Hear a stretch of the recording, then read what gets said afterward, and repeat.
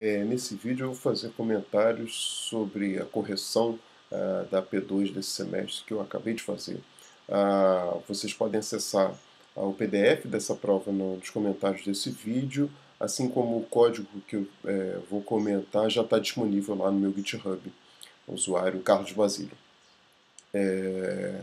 Seguindo a recomendação que eu venho comentando com vocês, fundamental a gente ler a prova com bastante cuidado, né? E vamos fazer isso aqui agora para a primeira questão. Considere o gabarito da questão 2 da P1, o qual pedia para implementar um carrinho de compras. Crie agora uma classe carrinho de compras 2, usada no método main, tem um erro aqui de escrita, usada no método main abaixo, o qual implementa o carrinho como uma lista e não um vetor. Como podemos ver, o vetor produtos, essa classe carrinho de compras define produtos como sendo um vetor, né, que é manipulado aqui de forma adequada a armazenar produtos, né, de um carrinho de compras. Então, a questão pede para que a gente implemente essa funcionalidade aqui do carrinho de compras como uma lista e não como um vetor. Além dos métodos adiciona e soma, tá, o que continua aqui no enunciado, além dos métodos adiciona e soma, que são ambos os dois que estão aqui embaixo, a questão pedia para criar um método retira, que recebe um código e retorna um booleano, o qual, segundo o enunciado aqui, usa o método getCódigo da classe produto e remove o produto com o respectivo código. Ou seja, eu ia implementar, a ideia é que a gente implementasse a retirada, né, de um objeto da minha lista, né, passando como parâmetro esse código. E esse método ele deve retornar verdadeiro ou falso. Verdadeiro caso a remoção aconteça e falso caso contrário, ou seja, por exemplo, se eu tentar remover algum objeto que não pertença à minha lista. Pois bem, e aí no enunciado, além dessa carrinho de compras antiga, né, que a gente vai implementar carrinho de compra 2, eu tenho só o método main utilizando lá, criando os objetos e criando a lista, criando o carrinho, agora aqui já, na verdade, com a ideia de eu criar o carrinho de compras 2. Né? Então eu vou criar uma implementação alternativa a essa classe carrinho de compras. Vamos olhar o gabarito e dar uma analisada no que foi apresentado, no que foi colocado como uma possível solução para esse problema. A classe carrinho de compras 2, aqui no lugar do vetor eu tenho a minha lista declarada, né?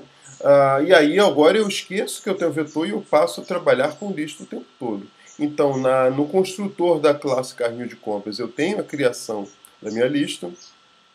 No método adiciona, eu simplesmente adiciono o elemento lá na lista. No cálculo da soma, eu faço um for para percorrer os elementos dos meus produtos e para cada elemento eu obtenho o preço de forma similar ao que eu tinha lá. Deixa eu voltar no enunciado. Ao que eu tinha na implementação anterior, né, de carrinho de compras, sendo que aqui, na verdade, eu estou o tempo todo preocupado em manipular o vetor, né, produtos i, então eu tenho que controlar o índice. No caso, quando eu estou trabalhando com a minha lista, eu simplesmente itero aqui, esse for está responsável por percorrer os elementos, né, da lista, e eu tenho só que para cada elemento, para cada produto P, eu obtenho o preço dele. Né? Então, um tanto mais simples aí. E a retirada de forma similar. Eu estou percorrendo o meu conjunto. Para cada indivíduo que eu encontro, P, eu pergunto se o código dele é igual ao código que está sendo passado. E esse get código aqui é o que o enunciado dizia, né, que a classe produto tinha implementado, né, que é esse método get código. E se ele está, eu simplesmente, dessa coleção, eu peço para remover o objeto P. Né? E aí retorno true. Se eu percorri esse for até o final e não entrei nesse if em nenhum momento, então em nenhum momento eu retornei, eu posso garantidamente retornar falso para indicar que o objeto não foi retirado da lista, possivelmente porque ele não existia na lista, né? E aí, com isso, eu tenho a classe carrinhos 2, né, de compras 2 implementada, e era pura e simplesmente isso aí que eu tinha que fazer. Uma coisa interessante a se observar é o fato eu não ter que alterar nada na minha main, né? Então a implementação ela é exatamente igual, eu respeitei essa interface aqui, né? Então eu tenho lá o método adiciona, eu tenho o cálculo para soma, eu tenho o método retirado, na verdade é um novo, né? Mas então é interessante que eu alterei a maneira de manipular um carrinho de compras e não tive que alterar o método main, que é quem utiliza a classe. Então eu, de alguma maneira, aí, respeitei essa interface, né, esse conjunto de métodos que tinha carrinho de compras antigo. Uma característica interessante aí em termos de implementação. Eu destaquei alguns comentários em função das soluções que vocês apresentaram. Eu preparei um arquivo texto aqui, vou comentá-los um a um, falando de alguns erros comuns ou de algumas possibilidades de implementação que poderiam acontecer. A primeira coisa na questão 1 aí que eu destaco é a implementação do carrinho poderia utilizar as classes do pacote Java útil ou implementar a lista manualmente. Vários alunos deixaram, deixaram de utilizar esse pacote aí do Java útil, bastante comum, né, no caso aí para implementação de listas, e fizeram a implementação manualmente. Eu considerei, vários conseguiram fazer sem problema, mas isso dá um trabalho bem maior, né, do que essa implementação aqui. Então, nessa questão, o que estava se esperando é utilizar uma lista já pronta, né, que ia simplificar o código, ia ficar um tanto compacto. Mas quem implementou a lista manualmente, criando o primeiro elemento, a cabeça e o restante, né, o prim, o prox, tendo feito de forma correta, também foi considerado. Tá? Então poderia fazer de uma forma ou de outra.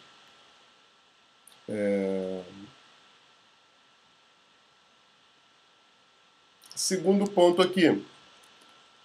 Na implementação do método retira, quem optou por percorrer a lista sem ser da forma compacta, teve que escrever algo como produtos.remove e produtos.geti. Né? Então, vamos voltar lá para o código. Essa aqui é uma maneira compacta da gente percorrer tanto para soma quanto para retira. Vamos fazer aqui na retira, já que o comentário foi em cima da retira. Essa implementação de for é uma implementação compacta, né? E que simplifica um pouco o nosso trabalho. Opa, desculpa, eu dei um page down aqui. Eventualmente, alguns alunos, por não saber, fizeram a implementação que também funciona. Vamos fazer aqui for int i recebe 0 e menor que produtos ponto. Opa, nossa, está lenta a minha máquina.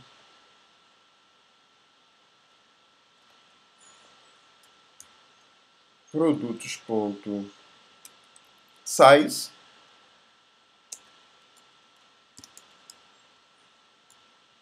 e mais. E aí eu faço o teste, né? Se o P... Na verdade eu não tenho mais o P, né? Agora eu tenho que fazer produtos.get e aí, o produto.get retorna um produto, eu preciso do código desse produto. Né? Então, opa, desculpa. Get código, tá ali. Se esse valor retornado é igual ao código que eu estou passando por parâmetro, eu removo a esse camarada. Deixa eu abrir as chaves aqui. Então eu chamo produtos.remove um objeto numa dada posição.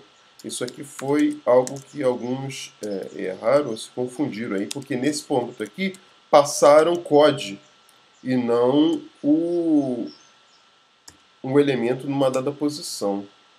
Return true. E é isso. Então, eu vou remover da lista produtos.remove, esse camarada aqui. Que camarada é esse? É um elemento na posição i. Né? É um produto que está na posição i. Então, o método remove, ele espera um objeto. Que objeto é esse? É o objeto produto que está lá dentro da minha lista. E eu obtenho esse objeto, né, chamando a lista na posição i, produtos.getI. Então, eu teria que ter esse cuidado aqui de ficar manipulando o índice. Isso aqui eu considero um tanto mais sujeito a erro do que essa forma mais compacta aqui. Nessa forma, eu não estou olhando para o i, eu simplesmente considero o p lá como elemento, não preciso controlar tamanho de lista nem nada. Eu simplesmente vou percorrendo e o for controla de forma a esgotar, né, ou seja, percorrer todos os elementos da minha lista nessa construção.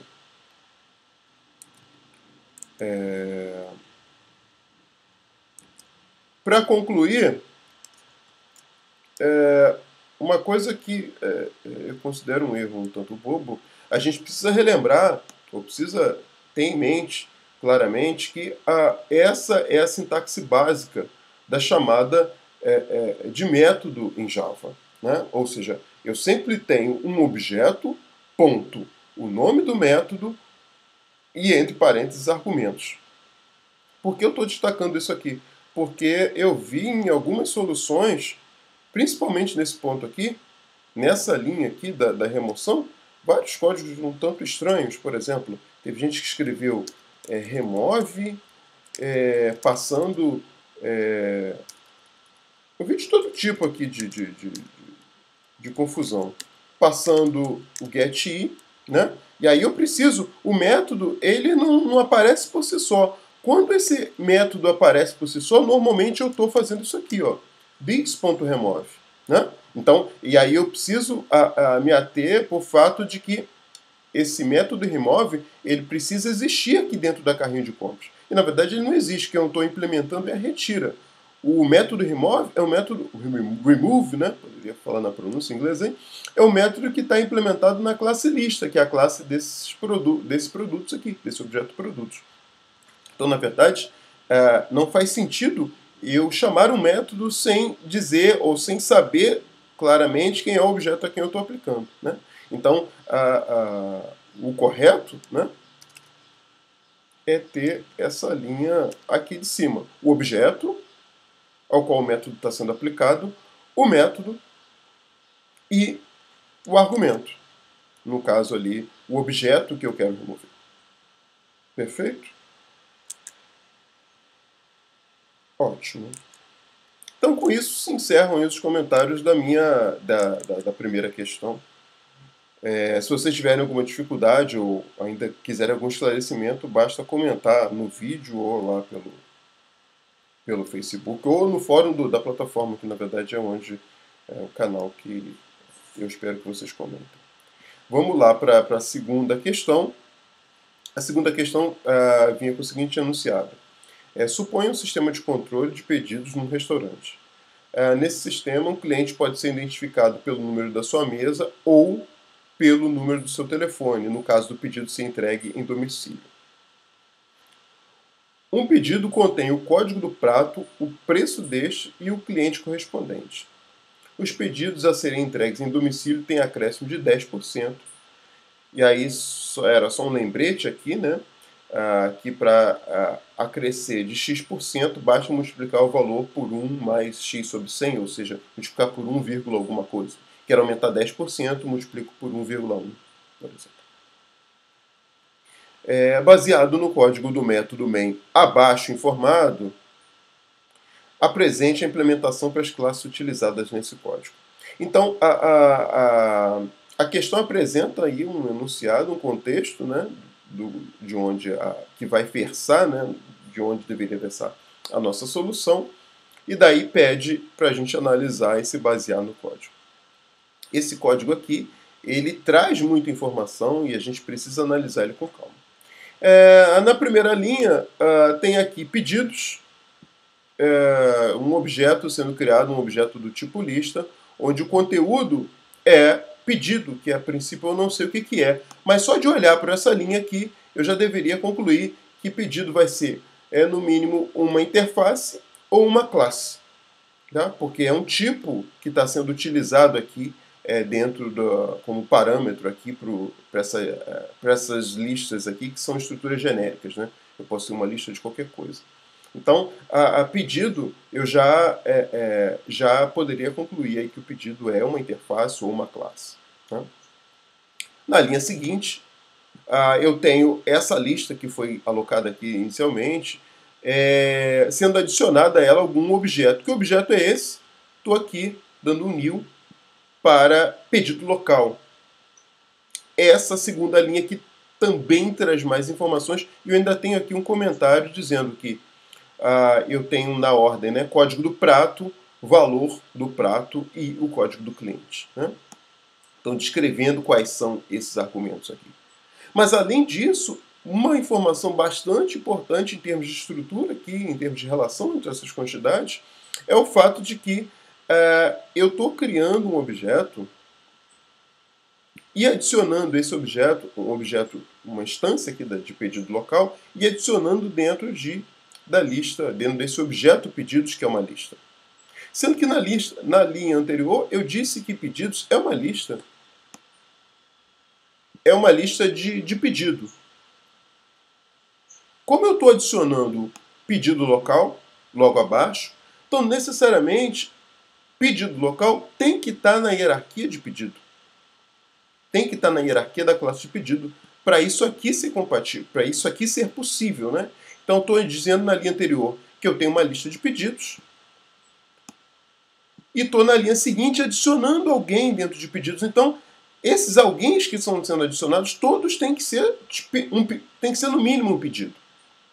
Então, se eu estou informando uma outra classe aqui, ela está na hierarquia necessariamente. Então, tem que ser uma subclasse ou uma implementação, se eu pensar nisso em pedido como interface. Pedido local tem que ser uma implementação de pedido. Para isso aqui fazer sentido. Então, só essas duas linhas aqui a gente já concluiria isso. Eu ainda tenho o pedido viagem logo aqui embaixo e vale a mesma ideia. Então, o pedido viagem também tem que ser ou uma herança de pedido, ou estar na hierarquia de pedido, ou ser uma implementação dessa interface aqui, se eu definir pedido como interface. Nas linhas seguintes eu tenho um for percorrendo de uma maneira, digamos, indiscriminada e essa lista de pedidos, e aí calculando um somatório que digamos, seria o somatório de todos os pedidos, né, num dado momento. E aí, interessante, né, a gente já observar aqui que tanto faz, ou deveria tanto fazer, né, eu estou supondo que esse código está correto, né, era essa a ideia na questão. Eu tenho para cada pedido implementado esse método getPreço prato, precisa estar implementado. Então, esse método aqui ele tem que ser possível de ser acessado tanto para pedido local quanto para pedido viagem. E aí, nesse ponto aqui, tem uma coisa a se observar, que é o que está no finalzinho do enunciado aqui. Os pedidos a serem entregues em domicílio têm acréscimo de 10%. Ou seja, isso aqui está dizendo que esse getPreço-prato vai funcionar de forma diferente para cada tipo de pedido. Se o pedido for local, aí é o próprio preço. Se for pedido viagem, eu tenho que adicionar a esse valor aqui os 10%. Certo? Então, esse método aqui, ele tem uma cara mesmo de método polimórfico. Né? Então, aqui o que está acontecendo é um polimorfismo. Né? O getPreço-prato vai variar a implementação dele em função do tipo de pedido que estiver sendo analisado. Se P for um pedido local, aí é o próprio valor. Se for pedido viagem, vai o preço mais os 10%. Pois bem, vamos analisar lá o código analisar o gabarito, né, que foi apresentado. No gabarito, eu tenho lá a classe pedido. A classe pedido foi declarada nessa classe o código do prato, o preço do prato. Tenho aqui um construtor para poder criar valores para essa classe, criar instâncias, né? E eu tenho o método getPreçoPrato retornando simplesmente lá esse campo preço prato. Logo abaixo eu defini aqui as classes pedido viagem e pedido local. Pedido viagem tem como um campo a mais que é o telefone do contato do cliente. Enquanto que na pedido local eu tenho a mesa. Ambas, necessariamente, em função daquela relação lá da criação da lista e da adição, né, dos elementos, dos objetos dentro dessa lista, eu preciso ter essa relação. Tanto para pedido viagem quanto para pedido local. Quem errou isso aqui, ou quem não fez não identificou essa necessidade, teve uma nota certamente penalizada na questão, porque isso aqui é bastante importante de se identificar. Pois bem, logo abaixo, por exemplo, aqui na classe pedido viagem, eu crio o construtor, aproveito a declaração do construtor lá de pedido, né? Então eu chamo super para código prato e preço do prato, e só atribuo o que é específico, né, dessa classe, no caso aqui de pedido de viagem, que é o telefone, ou lá de pedido local, que é o número da mesa. Tendo feito isso, esse nosso código aqui funciona sem problemas e funciona... desculpa, faltou destacar aqui, no caso do pedido viagem, o pedido local, eu não tenho o método getPreçoPrato, então eu herdo essa implementação aqui de pedido. No caso de pedido viagem, como eu quero adicionar os 10%, eu estou vindo aqui e chamando aquele método de cima e multiplicando por 1.1. Perfeito? Tendo feito isso, então esse código aqui funciona da maneira esperada, né, fazendo o cálculo de forma adequada. Vamos aos comentários lá, as minhas anotações. Bem, então nessa questão a gente teve alguns erros graves aí. Por exemplo, redeclarar atributos herdados nas subclasses. Redeclarar atributos herdados nas subclasses. Então, muitos cometem esse erro aqui, que é um erro assim de alguma maneira escorregar um pouco no conceito de herança.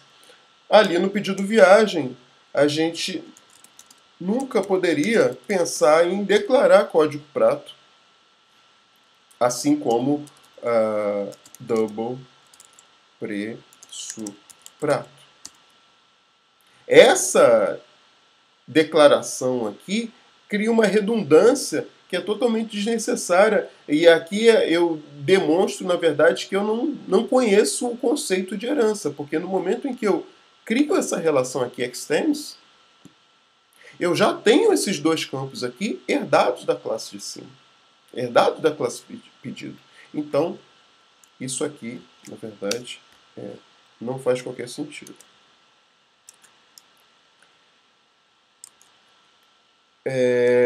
Outro erro comum também,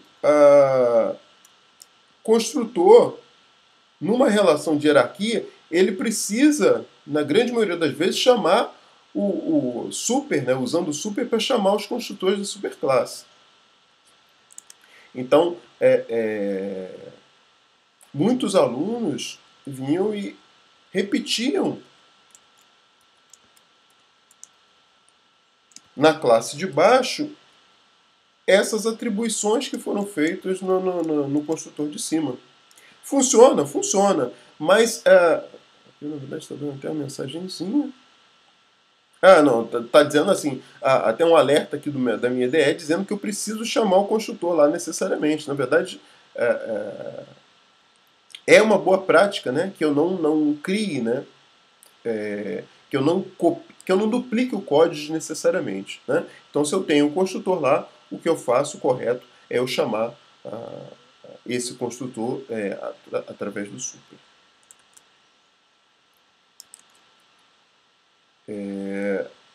Uma outra coisa que eu vi com alguma frequência nas questões foi a definição de pedido como interface, que não é não é ruim, né? Mas a interface ela é um recurso, né? É uma construção um pouco mais abstrata. Eu vou chamar aqui de pedido só para não dar nenhum conflito. Ela tem algumas limitações, por exemplo, todo método.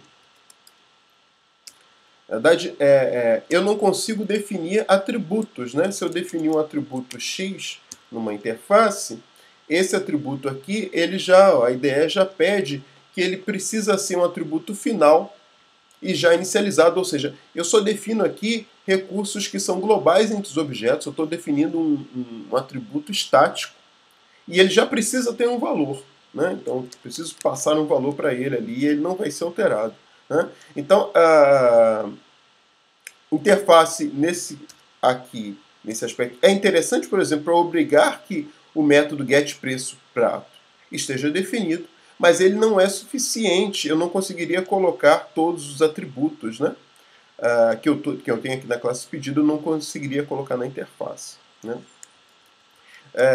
Teve gente que, mesmo assim, conseguiu fazer algumas modificações e conseguiu até fazer alguma implementação interessante e a gente considerou tudo que foi possível aí nessa questão.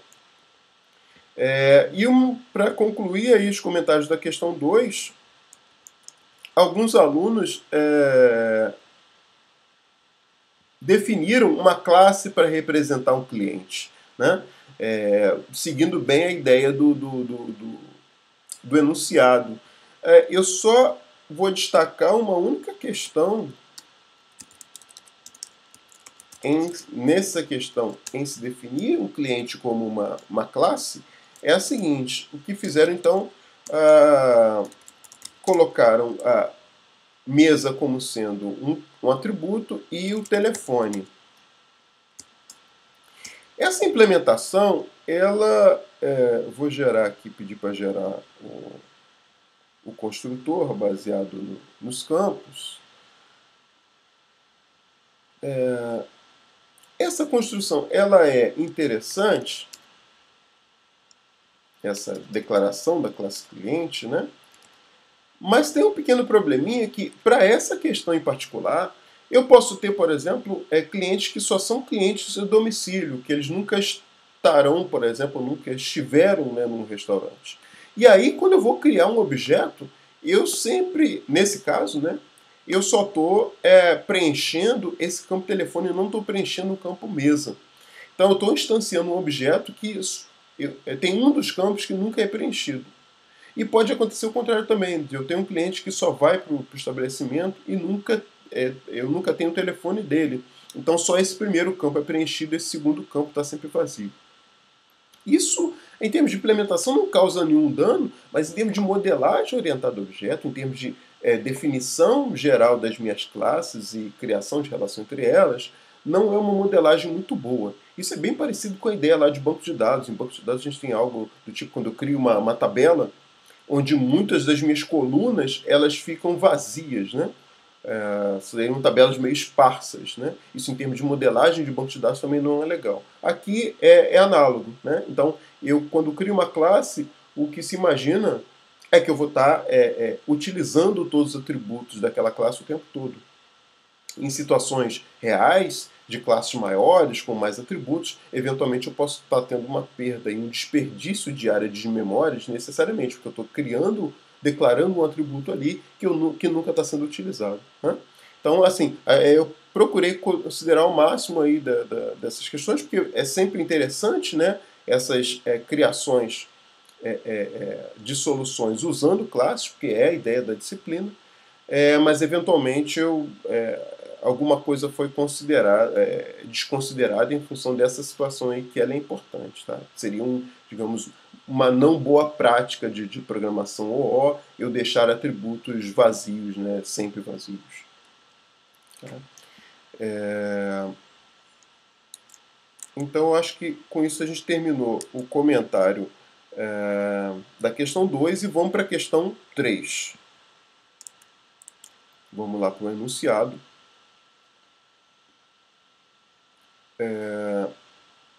A questão 3 pedia para implementar em Java um algoritmo chamado Balance Line.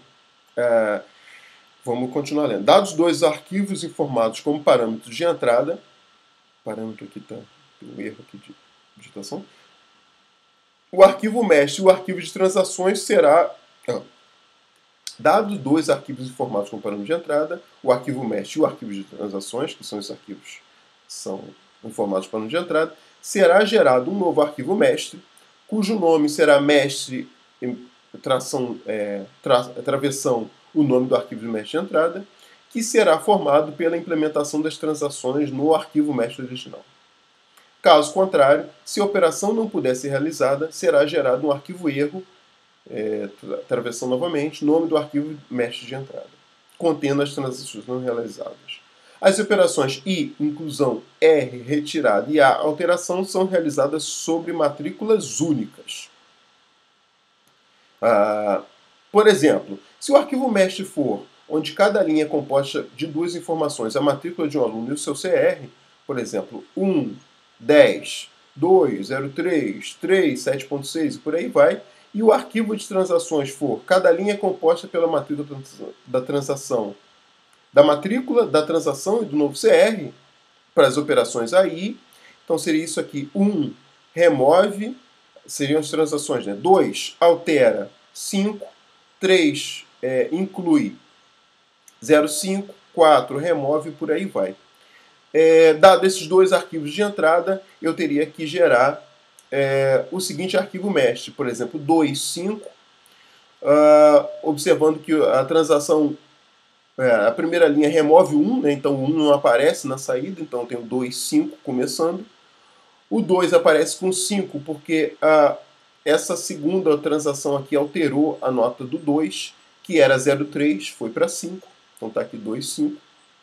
O 3, a ideia era para incluir, só que o 3 já existe, então eu simplesmente mantive o 3,76, e o 3 vai para o erro, essa linha, na verdade, 3 e a 0,5 vai para o erro.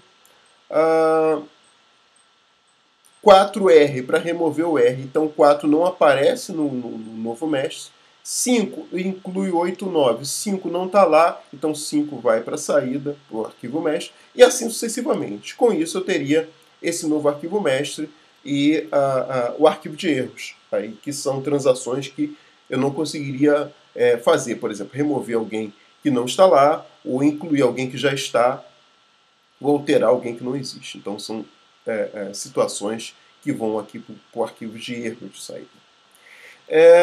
Uma coisa importante, teve um aluno que prontamente me mandou um comentário com respeito a isso, deixa eu selecionar aqui, questão 3, é que esse gabarito apresentado, ele leva em consideração a ordem dos arquivos. Ou seja, eu tenho uma ordem, as matrículas estão sendo fornecidas de maneira ordenada. Essa solução aqui apresentada está levando isso aí em consideração, né? E aí o aluno me escreveu um e-mail bastante preocupado porque ele teve um trabalho grande para não levar em consideração essa ordenação. Porque no enunciado não dizia nada que esses arquivos iriam estar sempre ordenados, né? Ordenados pela matrícula, né? E aí, obviamente, na verdade eu já até tinha observado isso, né, analisando o gabarito, e prontamente entendi e levei isso em consideração nas correções. Então, todos os alunos que de alguma maneira eu percebi que tentaram fazer uma solução mais genérica que esse gabarito, em função do enunciado não dizer isso claramente, eu em grande parte considerei de forma completa, mesmo às vezes, então alunos que começaram a fazer bem e não conseguiram concluir porque faltou tempo, né? Porque a solução genérica ela é mais trabalhosa do que a solução considerando ordenação. Então, a grande maioria das soluções nessa questão eu considerei, independente de elas estarem totalmente, digamos, rodando frente aí no caso Java, né? A nossa linguagem, a linguagem utilizada. Muito por essa questão, né? O fato de a questão não dizer claramente se os arquivos estariam ou não ordenados, né? Então, a solução, considerando ordenada, que é a do gabarito, ela começa, na verdade, o que ela faz, pura e simplesmente, é abrir os arquivos juntos e percorrer os arquivos simultaneamente. E aí, à medida que, por exemplo, se eu tenho uma matrícula que é menor, eu avanço até encontrar uma igual. Então, o ordenado simplifica bastante, né? Deixa eu voltar no enunciado. Eu começo aqui no arquivo mestre e começo aqui no arquivo de transações. Enquanto estão batendo as matrículas, eu vou avançando os dois. No momento em que alguma, por exemplo, nessa linha aqui, ó, depois do 4, eu tenho 10 e aqui eu tenho 5. Então eu percebo que essas transações aqui, elas não vão se realizar aqui. E aí eu vou avançando no meu arquivo de transações e fico com esse camarada parado aqui até eu chegar. No caso, eu chego nesse cara aqui, que é maior que ele, então eu tenho o meu arquivo de entrada com esses valores aqui inalterados, porque as matrículas não bateram, né? Então, em termos de implementação, simplificava bastante. E daí o fato de eu ter considerado muito das soluções que eventualmente não estavam completas, mas soluções de alunos que tentaram implementar isso aqui de uma maneira mais geral. Né? Agora, a implementação geral ela não era tão complicada, não. Assim, ela só era um pouco mais trabalhosa. Na verdade, eu não precisava, eu não poderia, né, ler os dois arquivos simultaneamente, mas eu poderia, num primeiro momento, ler o arquivo, o que foi uma solução que vários fizeram, né, e vários alunos até conseguiram fazer até o fim. Eu, num primeiro momento, lia esse meu conjunto de entrada, esse arquivo mestre, e colocava numa lista, num dicionário, né, numa hashmap, que alguns alunos fizeram dessa maneira. Colocava esses valores numa lista, e depois, no segundo momento, eu percorria a lista, o arquivo de transações, e para cada transação dessa, eu modificava aquela lista original, ou atualizava, por exemplo, uma lista de erros, ou montava uma string com os erros, né, para depois só jogar para o arquivo pedido, né, para o arquivo de erro pedido. Então, a operação ela ficava manipulando essa lista, né? E aí, para cada operação dessa, eu posso eventualmente eu percorro a lista mais de uma vez, né? Então, com isso, essa minha solução está independente da ordem das matrículas, porque eu posso ter aqui novamente, ó, ter o 1 alguma coisa, porque na hora de manipular a lista eu vou desde o início, né? Então, com isso, eu tenho uma solução mais geral, né? Mais genérica que o gabarito, né?